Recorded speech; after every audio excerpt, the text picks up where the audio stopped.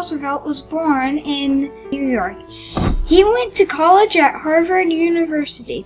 After graduating, he married for the first time. The couple had a child, and his wife died shortly after. She happened to die on the same day and in the same house as Roosevelt's mother. A few years later, Roosevelt married his childhood friend. Together they had 5 more kids. Roosevelt studied law, but later decided to become a politician. He was the governor of New York and then became the vice president in 1901. When McKinley was assassinated a few months later, Theodore became the President of the United States. He was only 43 when he became the 26th President, which made Roosevelt the youngest president ever. Theodore Roosevelt was an extremely popular president. People trusted him. He passed laws that helped American workers.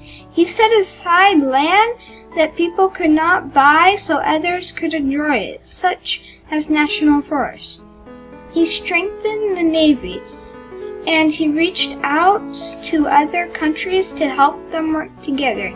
He won a Nobel Peace Prize by doing this. Theodore Roosevelt is remembered in many ways today. For example, the teddy bear is named after Theodore Roosevelt because Teddy was his nickname. He received a stuffed bear as a gift, and that's when they started calling stuffed bears teddy bears. Another way that Roosevelt is remembered is at Mount Rushmore, where his face is carved into the mountain along with 3 other former presidents. Theodore will be one of the presidents in the $1 coin this year. I think Roosevelt was a very good president and that he did many great things to help our nation.